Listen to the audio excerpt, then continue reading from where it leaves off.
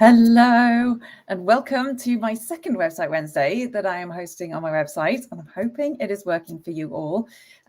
So I can see some comments coming through. If you could just say hi, let me know that you can see me and that you can hear me okay.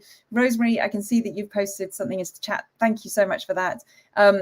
The one issue that I have with this is that people can post comments into the chat before I go live, which means that when I see them filter through, I don't necessarily know if they are definitely live or not. But Rosemary is saying I can see you and hear you, which is awesome.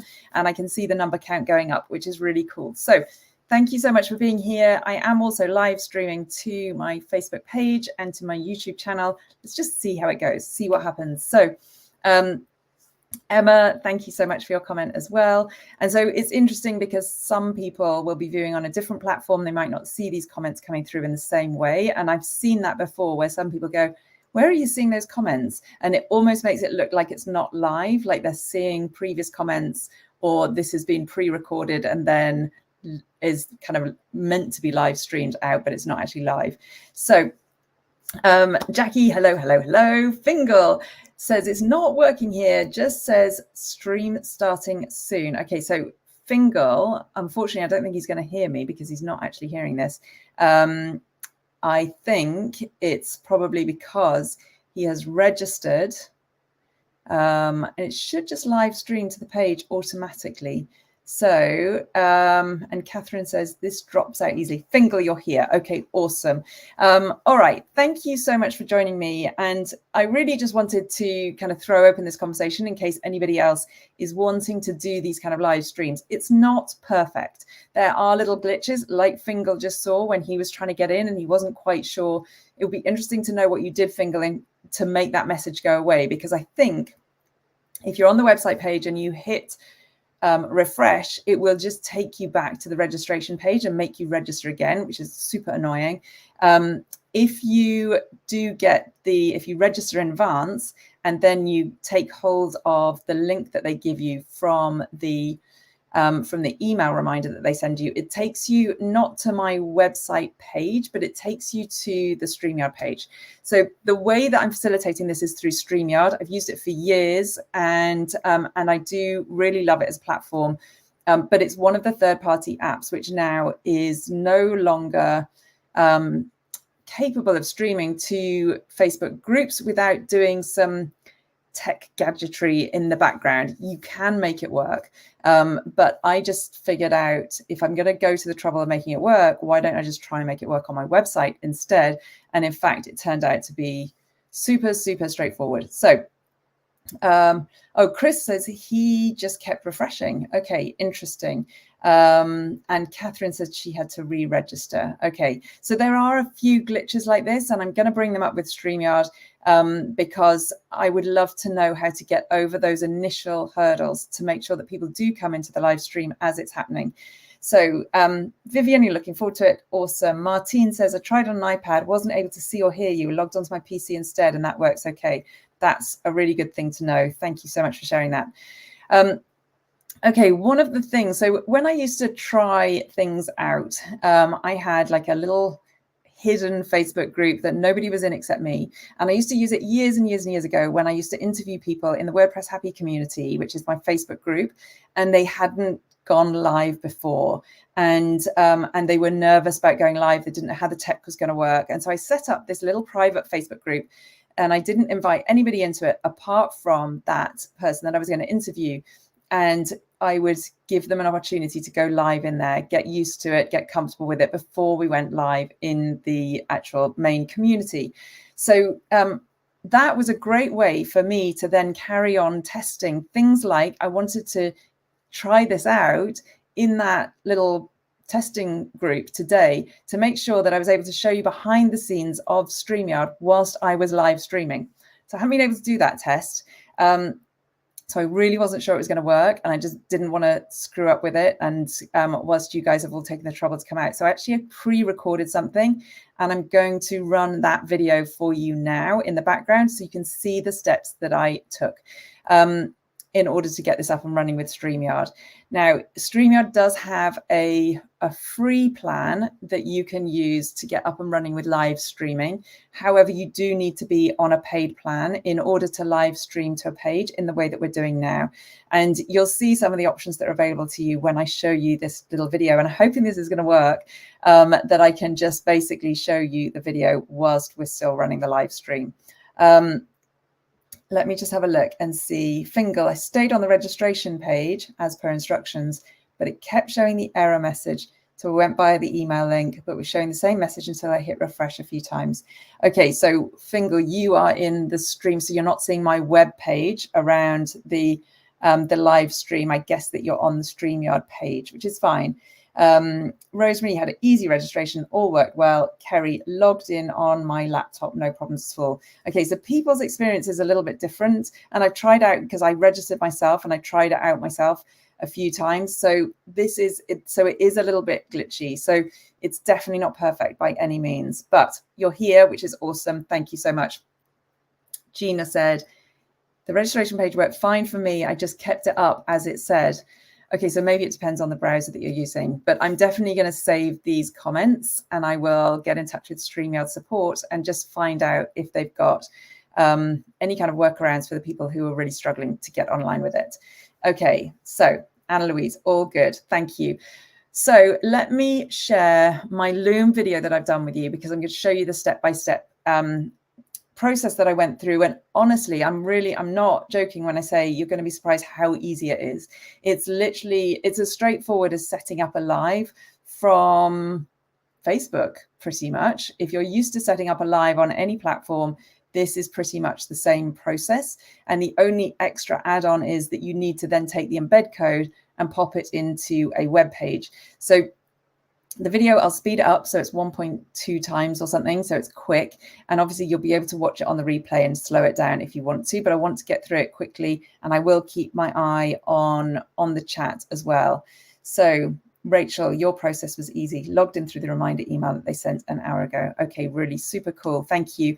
So let me share this. So you should now be seeing Loom, and I'm going to go over there and hit play on that browser and hope it works. And I'll stay quiet in the background so that you don't have me on stereo.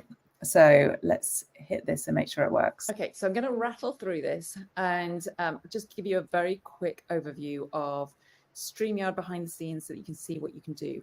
So what I used to do was I used to live stream directly from StreamYard. I would set up a live stream and it would set it up as an event in my group, and then I would just go live and it would Facebook would notify people when I was going live. So that was really convenient.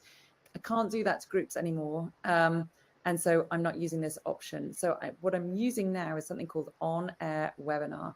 And if I just show you for a moment, if I just show you where you can actually live stream to, you'll see in StreamYard you can set up destinations, and these are the destinations that I used to have the options of. So you can see I've got my Facebook page and my YouTube channel. These are now the only ones available to me. The rest of them are groups, and StreamYard doesn't allow us to use third-party platforms in groups. There is a workaround. It's techie. I wanted to keep this really straightforward, and it just gave me an opportunity to think of an alternative way to actually take this event that I run weekly off Facebook. So if I come back here, so live stream isn't an option at the moment, but On-Air Webinar is, and this is what I'm using to set up live streams that go directly to my website. So just to be clear, this is a live stream that is going to happen today. It's scheduled for 12 o'clock. You can see I have got registration turned on, and so there's 22 people who are registered for it. You can see it's scheduled, and it's actually going to live stream. So it's going to live stream to my page. It's also going to live stream to my Facebook page, and I didn't realize I had set it up to live stream to YouTube as well, but I'll show you where you can control those destinations from. In the past, if I click onto here, you'll see all my previous live streams that I've done. You'll see most of them are going to Facebook. This was the one that I did last week, and I only did it to my page. So sometimes I was only doing them to a group, sometimes I was only doing them to a page.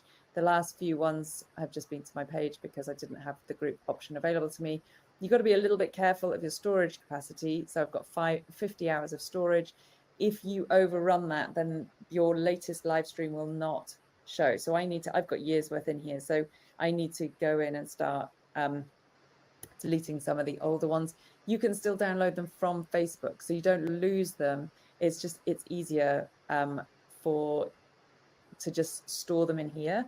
But if they're good ones and you want to then repurpose them in any way, then you can go ahead and you can download them from here as well. So if I click on to download, then that's where you can get them so that they're downloaded directly. So if I come back to upcoming, you can see this is my upcoming live stream. Let's go ahead and create one. So you can see you can run it directly from the studio, or you can pre-record a video which goes online at the time that you schedule it to, and to all intents and purposes looks as though you are live, but obviously you're not able to interact and engage with the comments in the way that you would if you were live. Here is where you can add other destinations. So in here you can select your page and a YouTube channel. You can add LinkedIn and probably Instagram, TikTok, and all that kind of stuff as well. So if I set this up for next week, I'm going to do quick fire website reviews. The title is just for admin purposes, for internal purposes. So the description is what shows up. So this will be added both to the webinar and the registration pages. So go ahead and add that. You can choose whether to have registration enabled or not.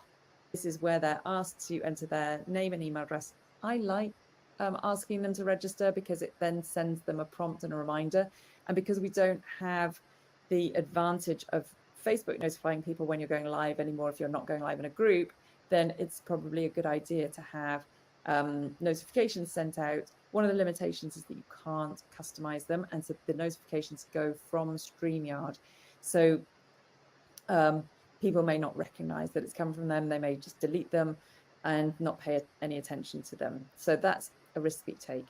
So if I go ahead and set this up for next week, I'll just, you schedule the start time, you upload a thumbnail. So you can just, oops, let me just hit.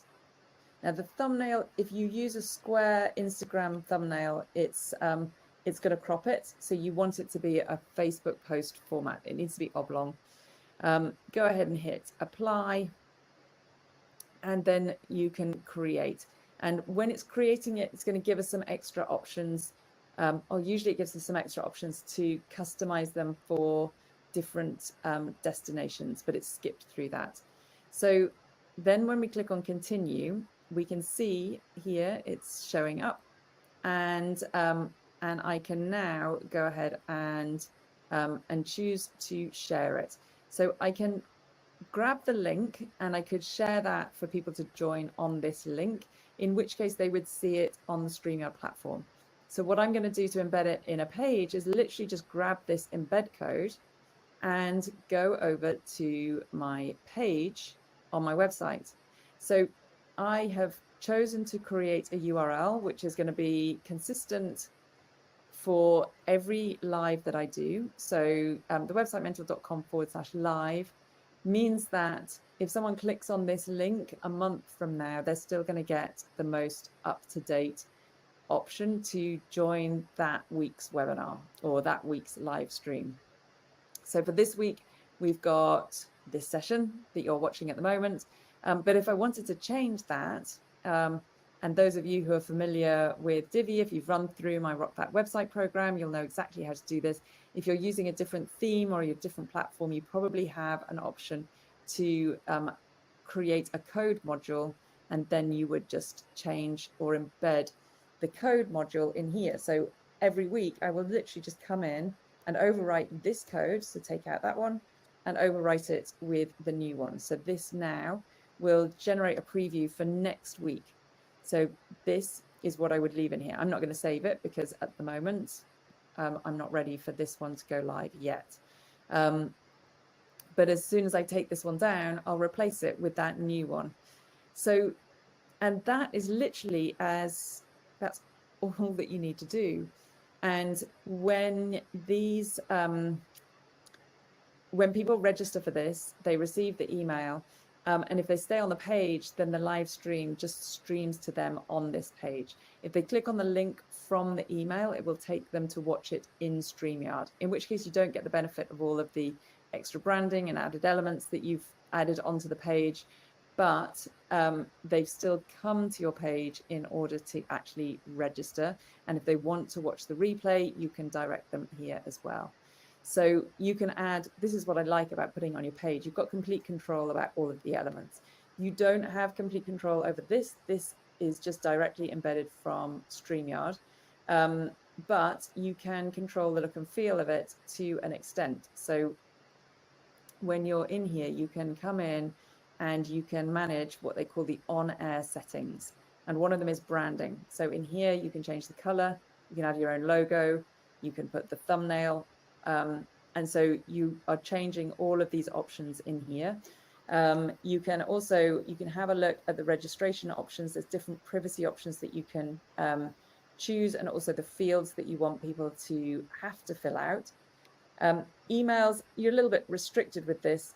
So this is where you can toggle on or off if you want people to get the confirmation reminder and thank you emails, and people who register will get sent a link to watch the replay almost instantly, which is really good.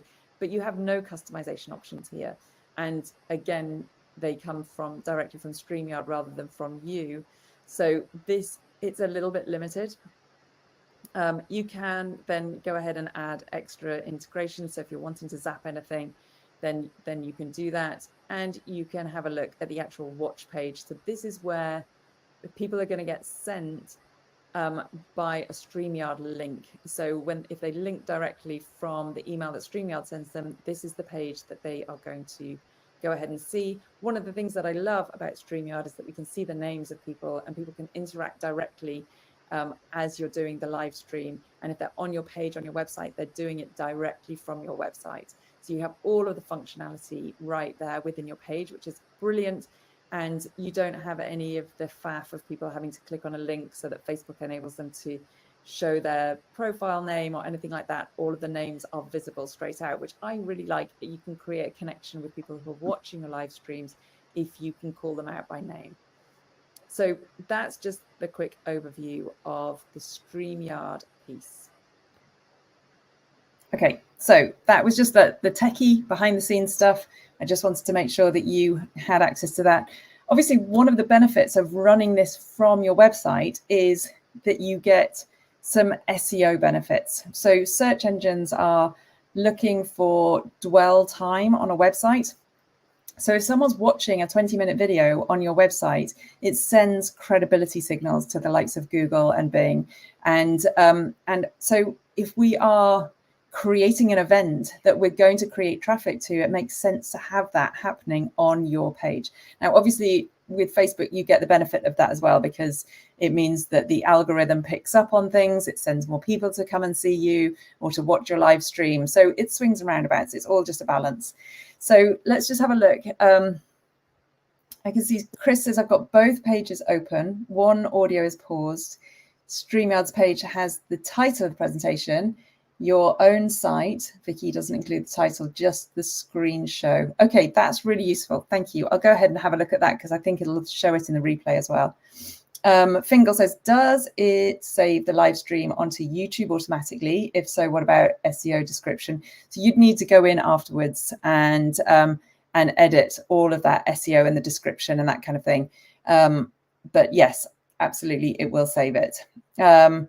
Fingal says, another question, can you link the registration with your newsletter sign up? Yeah, so some of you might have received an email that I sent out this morning to say, you know, it's going to happen today, and this is where you can sign up. It's just a registration link. So it's the same as any other link that you might want to. Maybe what you're asking, Fingal, is when people register, can they automatically be entered into your ConvertKit list? I haven't tried it. I use ActiveCampaign. I would imagine that that's what the Zap integration would enable for you. So if you wanted to explore that, you would be able to say anyone who registers automatically gets entered into this list and is tagged with whatever tag you choose. So I can't see any reason why that wouldn't be possible. Fingal says smart. I'm not sure what that is. Rosemary says, I liked this process, Vicky, even though it might be a bit glitchy. Great questions, Fingal. Yeah. All right. So are there any other questions? And actually, I would love to know what your preference is. Would you prefer to see this happening on Facebook in a group where you can then refer back to it later? Or do you kind of like the process of it being on a page?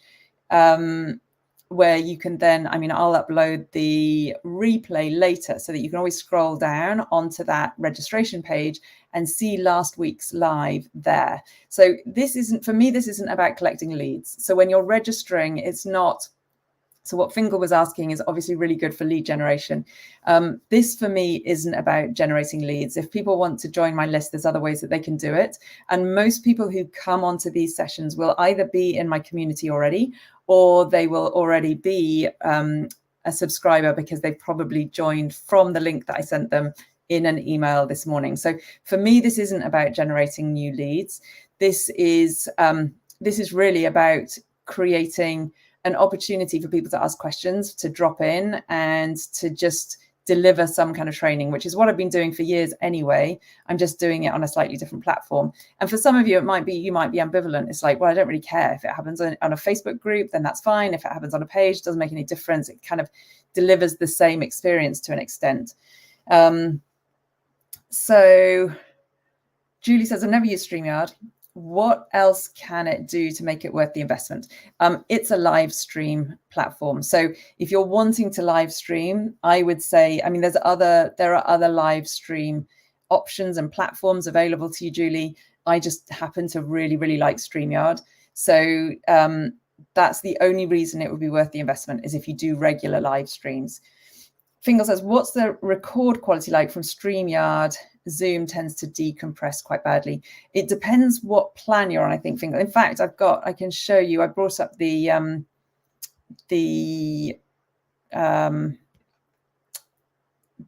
pricing plan so you can see how much it costs. Because I think on the Pro plan, I think it's HD. So the quality is really good when you download from there, and obviously much better than if you just downloaded it from your Facebook group, for example. So if you were going to download it to repurpose it in any way, then I would always recommend that you download it directly from StreamYard before you upload it to any other platform, because the other platforms are likely to code it and compress it and really that is likely to compromise the quality. So let me just hang on. Present. Let me see if I can bring up this other screen share. I'm just worried that it's going to put it all into infinity. So let me put it into a new browser tab. Hang on. And I'll show you the plans that we have. But yes, some of the plans will give you really, really good quality in terms of the recording. And the other thing that I didn't show you in StreamYard is, so you had the option to live stream, you had the option to record, and you had the option to do the on-air webinar. So the record option is really good if you're doing interviews, because it does a local recording. So if someone's internet connection is really bad, then the playback obviously is going to be glitchy. Whereas with the live stream option, or with the record option with StreamYard, it plays it from the local recording. So that means that the replay then is perfect. So that's also another option. Let me just hang on, just going to share this. So the whole reason why I started using StreamYard in the first place was so that I could easily run interviews in the WordPress Happy community years and years ago. I haven't run those for ages now, but I still really like it as a platform. And obviously the multi-stream capability is also really, really useful, where you can stream it to lots and lots of different platforms. So I'm hoping this is going to share the correct page with you. Let me just come over and just check. So you've got the free plan, which obviously is slightly limited in terms of functionality. Then Then you've got the basic plan, which enables you to multi-stream to different destinations if you're wanting to, and it gives you more customization options for branding and logos. You can do unlimited streams. And this is where you can do the custom RTMP destinations. And this is what you could play around with in order to potentially make it work in Facebook groups again, if you wanted to. But I haven't played with it because I just thought I preferred this option of live streaming onto a page on my website. And then the professional version is what you would need in order to do the on-air webinars. And you can have 250 viewers on these. So you could potentially run these as webinars. So $49 a month, what's that? Probably £45-ish, just a little bit less. You've got to just weigh up, is that a worthwhile investment for you? And but you could take it for a spin on their free trial. If you're watching this on my website, on my web page, you'll see my referral link to StreamYard. It is an affiliate link. And so you can just click through directly to there and set yourself up with a free account if you're wanting to. So just in response to Fingal's question about the quality, so on the professional plan, it's full HD. I never had any issue with the quality when I was on the basic plan. I think free and basic, I think the quality is the same. It's just not HD. So try it out and see, give it a go. There's no reason not to try it out on a free plan. It will be branded as StreamYard. You are limited with your the amount of streaming that you do and the amount of recordings that you can save. But, you don't need to save the recordings to StreamYard if you're just wanting to, if you then want to download them. It's an easy workaround. Okay, let me come back to the studio and let's take that off. Okay, so Jackie says, I like watching it on YouTube, but I can't see the other people's comments. Watching it on your website, the view window is quite small for me. And if I go full screen, I can't see the other comments. Okay, that's a really good tip. Rachel says, can you see us?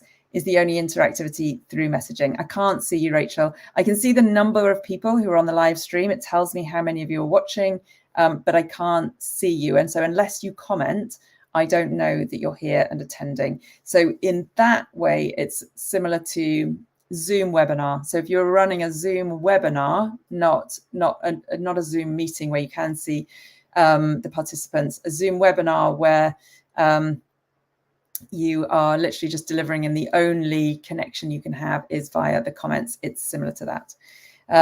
Chris says, another FYI, when the stream is paused while live, it unpauses where you left off. It doesn't jump to the live now point. I hope that makes sense. Okay, that's actually, I kind of like that, so people don't miss it. So you can go off, make yourself a cup of tea, come back, and then just carry on where you left off. Rosemary says, I do like the Facebook group, but that's just a habit because we can still chat live and I can see you. I love this new style and I could get really used to it. Awesome. Thank you for that feedback, Rosemary. I mean, what I'll be doing in terms of continuing the conversation after the live stream and for people who are watching the replay is posting the link to the replay in the Facebook community so that we can carry on having the discussion there if people are wanting to still ask questions after the actual event. Julie says, as I live stream who I follow and who I learn from, I would rather go to their websites or a Zoom, etc., rather than Facebook groups or pages. My personal point of view. Yeah, absolutely. And everyone will be different. Some people just like to do what is familiar to them. So they'll prefer the Facebook group. And from the idea of notifications, there's definitely a plus in that people get notified when you're going live in a group. However, that only happens if they have those notifications switched on. And I've noticed a huge drop in those notifications that I'm in for Facebook groups. And also I've noticed a drop in people attending the website Wednesday sessions because they're not getting the notifications, probably because they're a member of so many groups that Facebook only shows certain ones to them at any one time, maybe the ones that they've most recently engaged with or been active in. So it's, you're kind of at the mercy of the algorithms. This gives you a little bit more control over, if you want to invite people, you send them an email, they can register, or they can just show up. And maybe next week, what I'll do is I'll turn the registration off so that people don't have to register, and that might get rid of some of those little glitches where people weren't sure, and also might just encourage people to stay on the page. So you get that search engine optimization juice coming in, because then you're not giving them the link. In fact, I think that's probably pretty smart. I'm going to do that next week, see how it works out. I won't be sending out reminders. I'll send people a link to register in the morning, and I'll send people a link to register in the Facebook group. And then when they register, they don't need to register. They literally just show up on that URL. So the website mentor.com/live, and then they can just join in. And that might just get rid of some of those issues that some of you are having with having to refresh the page, not really sure whether they were on the website or on StreamYard. So I might give that a go, because it makes sense. If this isn't a lead generation activity for me, why am I making people register? I like it because what I didn't show you was after the session, I can go into the registrations and I can see who registered ahead of the event, who attended live, who watched the replay. And it's quite interesting. If you're a bit of a data geek, it's quite interesting to be able to see that information. But I'm not actually putting it to any use. So it's not like I'm sending people recordings afterwards or anything like that, because if you get my Sunday emails, then you'll get access to it later anyway. You'll get the link to go ahead and watch it. So, you just got to figure out what makes the most sense for you, what your ultimate objective is, and what's going to work for you and your business. Julie says Facebook is so unreliable. Yeah, I don't have a huge amount of love for Facebook at the moment. And Jackie says there seems to be glitches on the website stream. Okay, that's interesting. So what I can see, Jackie, is I can see that you're watching it on YouTube. So that's really cool. And from the comments, I can see, I've only just noticed this, who's watching it from StreamYard and who's watching it on YouTube. I can see Vivian is watching it on Facebook on my page. So that's super cool. You just get like a little icon next to your profile picture. And I hadn't noticed that before. Okay, so that's it. I think I've kind of exhausted all of the questions that you guys have got. And next week, I'll just try it a slightly different way and see if we can get to a point where we just optimize it so it's a good experience for everyone who is showing up. Julie says, I've been glitching too. I'm wondering if that was our internet speed ebbing and flowing. Okay, so Fingal, I accidentally pressed refresh and it had an option for already registered, so I didn't have to sign up again. Awesome. Okay, that's cool. That's really good to know. Thank you. Rosemary says, I do see a little pause now and again. And I wonder if that's because, and this is what I say to people, is don't ever, just because you can, and WordPress enables you to upload video to your media library in WordPress, doesn't mean that you should. Just because you can, it doesn't mean that you should, because your website server is not configured for media streaming. And that's why streaming on something like YouTube is better, because their servers are configured specifically for streaming video. However, I would imagine that this is streaming directly from StreamYard, even though you're seeing it embedded in my website. So all these questions, I'm going to go back to StreamYard this week and ask them some of these questions, and then I can hopefully enlighten you and carry on the conversation in the community in the Facebook group. All right, Emma sees a few glitches here too. All right, really, really good to know.